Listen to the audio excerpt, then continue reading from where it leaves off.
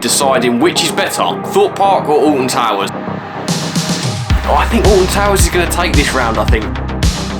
Thorpe Park's got up, it's still on its feet, it's throwing a few punches. Final round. What's up guys, I hope you're all well. Welcome back to yet another video on the channel, and today I've got a bit of an interesting one actually. We're going to be doing something that I haven't really done before. Today, as you've probably seen in the title, we are going to be deciding which is better, Thorpe Park or Alton Towers. Now, with it obviously kind of being a battle of two titans, I wanted to kind of make it like a bit of a fight, like a bit of a round-based fight. So in today's video, it's going to be split up into different rounds. I've got loads of different categories to kind of discuss, and then we're going to decide whether Thorpe Park or Alton Towers kind of takes the cake on each of these rounds, and then at the end of the video, we'll obviously tot up all of the points and see who comes out on top. It's getting a bit hot. I might have to take my jumper off. It's getting a bit warm around it now. It's getting a lot warmer. But yeah, I'm obviously trying to alleviate any bias that I have. Obviously, I have a preferred park, but I'm going to try and be as clear and concise as possible, and that's kind of why I wanted to structure it within the round, because that way I can be dead honest which one I think kind of takes that round, and then by the end of it, when the bell rings at the end of the fight, we should know who comes out on top. Okay, so the first round is going to be focused on ride offerings. Now, obviously, both Thorpe Park and Alton Towers have some brilliant ride offerings.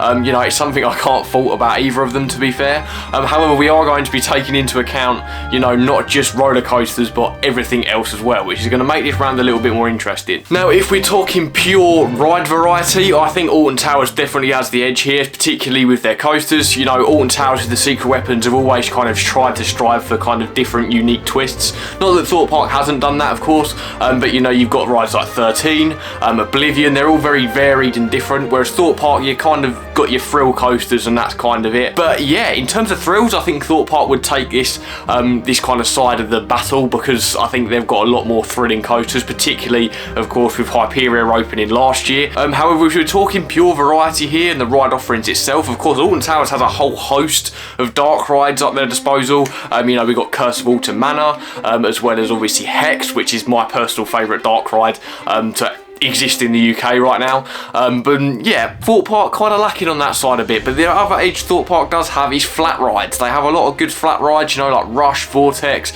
Zodiac. There's a lot of flat rides there that Alton Towers doesn't really have the edge on. But if we're kind of talking wide variety of stuff, I think Alton Towers is going to take this round, I think. So if we're talking in boxing terms, Alton Towers has thrown some really good punches in the first round, landed some really good hits, so I'm going to give round one to Alton Towers. Okay, so Alton Towers is obviously ahead and Thorpe Park is now on the back foot, but now we're going to be tackling in round two theming, which is obviously something, again, that's a pretty big thing at theme parks, considering they're called theme parks. You know, there's obviously going to be theming involved, and again, I think Alton Towers does have the edge here. You know, when you look at Alton Towers, their areas are a lot more well-rounded. You know, you've got the Dark Forest, you've got X Sector, you've got the Wicker Man area, you've got Forbidden Valley. They're all very kind of condensed and themed areas that have always kind of had a very stark identity, particularly Forbidden Valley and the Dark Forest as well. They all feel very contained, very well themed, you know, and it's something Thorpe Park's never really done. Obviously, we've got some really good themed areas within Thorpe Park, particularly Swarm Island. I think it's a fantastically themed area, and of course Amity has a good vibe to it, and yeah, it's kind of making me change my mind a little bit. You know, Amity is such a, you know, pivotal part of Thorpe Park. Like, I wouldn't even be able to imagine Thorpe Park without Amity. You know, and with Fearless Valley kind of coming in and not really hitting the mark, I think, when it comes to the area that Hyperia is in. Obviously, it's a great ride, and the theming and the, you know, kind of vibe around Hyperia is great. When they kind of announced they were re-theming the area to Fearless Valley, it kind of felt a little bit lacking in certain aspects, and I do think Thorpe Park has some great themed areas, but I am going to give this one to Alton Towers, plainly because I think they've always had that well-rounded theming kind of in mind. You know, the Dark Forest is very kind of condensed, it's within its own kind of area, it's sectioned off, you know, and it's got some brilliant theming in there. Same with X Sector, Forbidden Valley, particularly with all the Nemesis stuff that's been done, I think has gone up on a completely another level when it comes to theming, particularly with Nemesis Reborn. So I am going to have to give round two to Alton Towers again. Hopefully Thorpe Park can come back a little bit here. I'm rooting for Thorpe Park, but I do think Alton Towers has the edge there, because you do have kind of areas within Thorpe Park like Fearless Valley and like the Dockyard that don't really feel self-contained.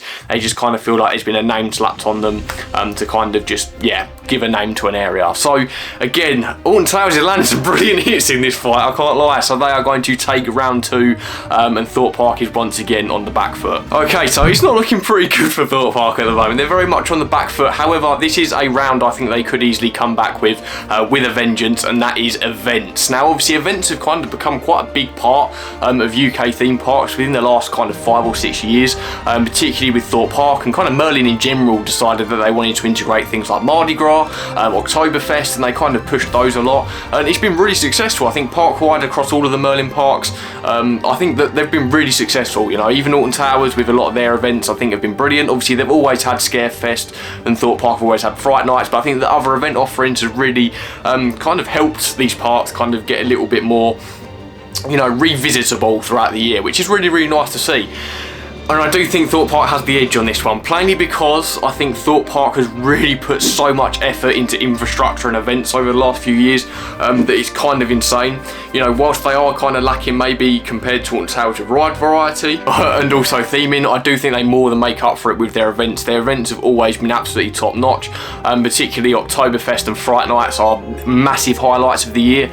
You know, Fright Nights is, I kind of think, in terms of the theme park sphere, obviously there are other scare parks that are within the UK, but within the theme park kind of community, I think it's widely regarded as the best theme park Halloween event within the UK. It's always kind of had that edge since about 2019. I think they've really put a focus on really working towards a good scare event at Thorpe Park, but I do think Thorpe Park has the better event lineup at the moment. Even though they are similar, I think the execution at Thorpe Park has always been top notch. So Thorpe Park is coming back. They throw a good few punches, they block a few, and now they have kind of taken round 3. So it's looking a bit tasty. Let's get into round 4. Okay, so as both parties kind of move themselves back into the ring for round 4, of course we got to talk about merchandise. Merchandise is a huge part of the theme park kind of, I don't know, community, and you know, the kind of, it's a large part of the culture at theme parks, and I think it would be a pretty disservice not to talk about merchandise considering how big it is for a lot of people. Now this round I don't think is going to actually be that clear cut. I think this is going to be a pretty scrappy round, plainly because I like the merchandise on both. I'm just going to say it. There's no real clear winner here. Of course, you know, I've got more Thorpe Park merchandise plainly because I go to Thorpe Park more. But I also absolutely love a lot of what they're doing over at Towers as well. So this is going to be a bit of an interesting one to kind of figure out. But I am leaning slightly more towards Thorpe Park here. Once again, plainly because of Fright Nights. I think their Fright Nights lineup, you know, in terms of merchandise has been absolutely fantastic over the last few years. Of course, not only with pin badges, but I have also got, I don't know if you guys can see it here, the House Toy Emporium jumper is one of my favourite things I own with my theme park stuff. I think it's such a cool hoodie, you know, with the kind of teddy bear arm and the teddy bear hood. It's a really interesting idea, and of course they also brought out the varsity jackets for Amity High and Lycanthorpe High, which are obviously really popular as well. So I think they do take the cake in terms of the scare event stuff. In terms of the general kind of merchandise, I don't really have a preference here.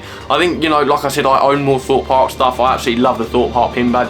One of my favourite pin badges that I own is the Thorpe Park 2024 pin badge with Hyperia in the background, so that will always be a favourite of mine, and they had a wide variety of Hyperia stuff open this year alongside the ride, and as well as Alton Towers. Alton Towers had loads of Nemesis Reborn stuff that looks absolutely fantastic, but I am a lot more of a fan of the Thorpe Park offering, I think, last year. If we're going purely from last season, I think it's an easy way to kind of narrow it down. I do think Thorpe Park takes the cake. I think they've got some absolutely brilliant merchandise.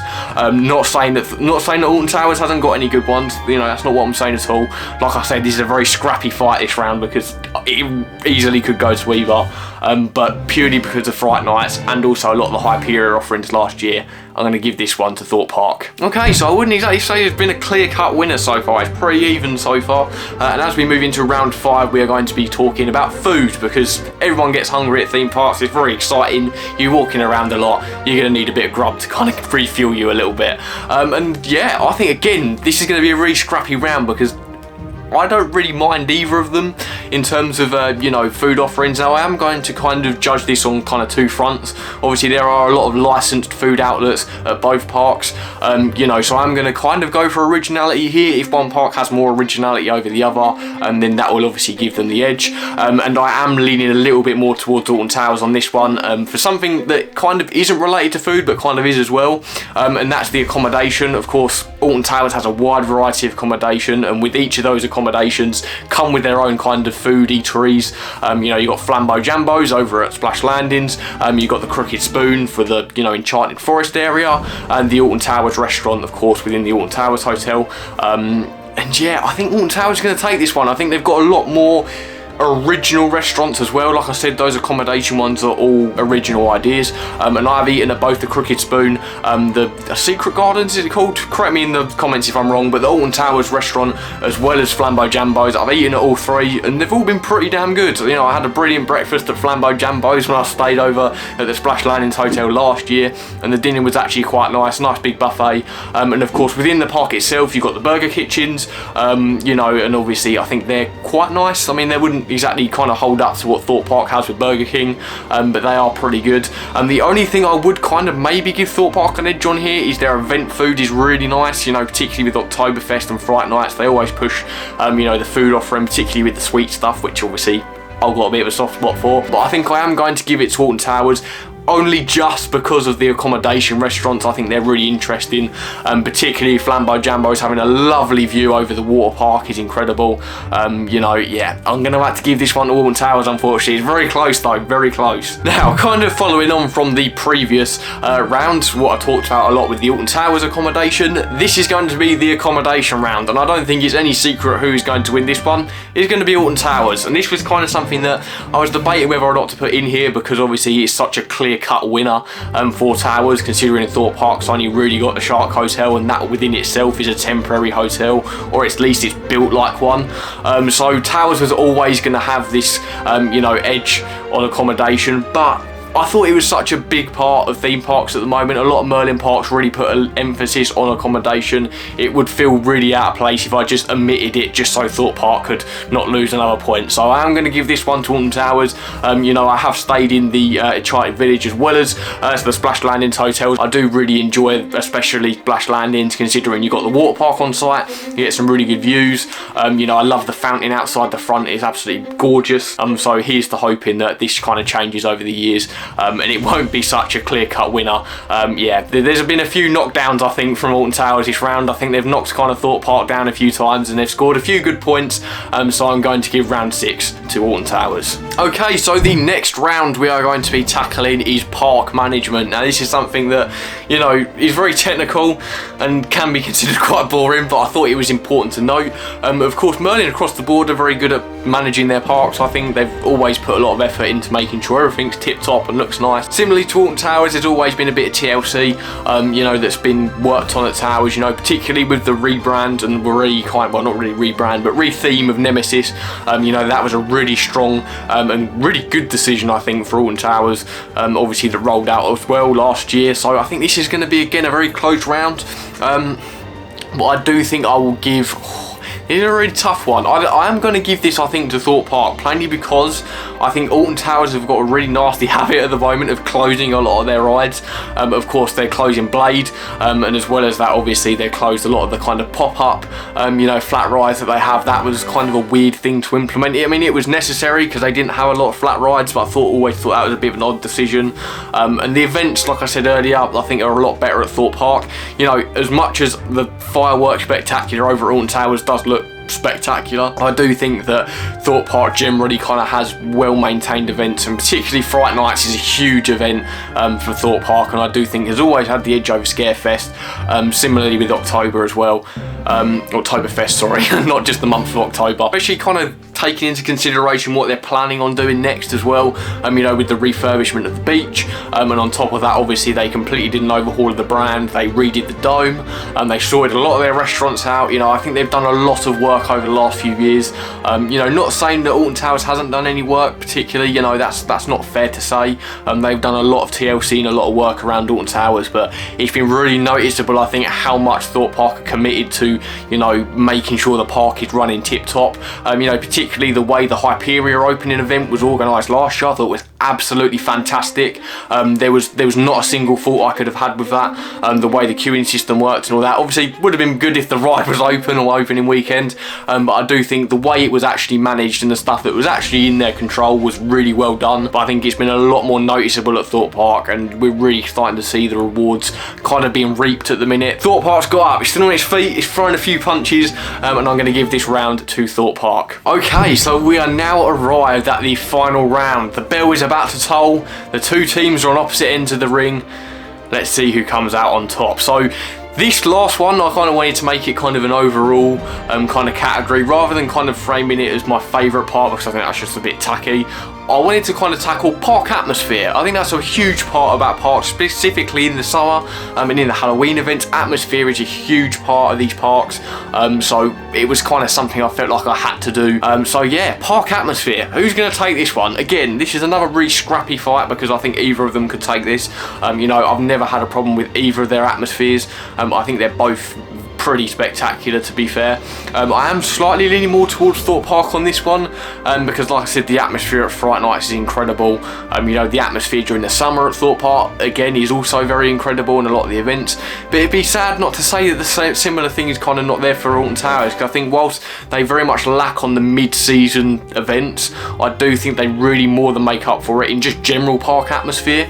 I think the atmosphere within a lot of the themed areas is incredible. Like the atmosphere around Nemesis Reborn last year was just absolutely amazing. I think I'm going to give this one to Alton Towers. I really do feel like that Nemesis Reborn atmosphere last year really won me over.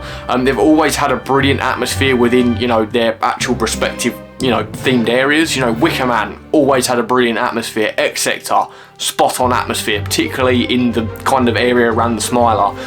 You know, Dark Forest always had a really good atmosphere, and say what you will about the rides within it and stuff, but they really do carry a very thick atmosphere with them. And you know, with Hex reopened now, I've got to take that into consideration. That has one of the best atmospheres, I think, in any dark ride ever that I've been on. So final round, Alton Towers has absolutely smacked Thorpe Park on its arse in the last round, and they've been knocked down a few times, so it's looking like the last round, the final round, has gone to Alton Towers. So totting the points up, and all is said and done, and the fight is over and the bell is rung, it looks like Alton Towers is taking the cake here. I really was trying to root for Thorpe Park. Anyone out there who knows, I'm an absolute Thorpe Park nerd. I love Thorpe Park. You can't lie with the numbers there. Yeah, there's been a fantastic performance from Alton Towers there. But I do think, in general, Alton Towers is the stronger park. And I do think this has kind of always been a sentiment that I've known is the case. I prefer Thorpe Park. Thorpe Park will always be my favourite because it is my home park. But of course, you know, these rounds don't lie. I was obviously trying to be as honest as I possibly could, and I do think Alton Towers is very strong in a lot of areas, and I don't think people give him enough credit for that. So yeah, it looks like Alton Towers has given them a good smack. Thorpe Park's been knocked on its arse. Dare I say it was even a TKO. But yeah, that is going to do it for today's video, guys. I hope you did enjoy it. If you guys let me know down in the comments below what your ranking would be of these. You know, how would you score these rounds? What would you give to certain parks? But yeah, without further ado, guys, I hope you did enjoy it. Like I said at the beginning of the video, if you did enjoy it, make sure to like and subscribe. I know I sound like a broken record, but I do really appreciate every single person who has kind of supported the channel over the last few months. It means the world to me. To just be able to have fun on YouTube and to have people, you know, come along and watch is a nice bonus to me. You know, I absolutely love it to bits. So yeah, thank you to everyone who is. So without further ado, I think that's going to take us to the end of the video now, guys. I hope you did enjoy, and I will see you guys within the next video. See ya.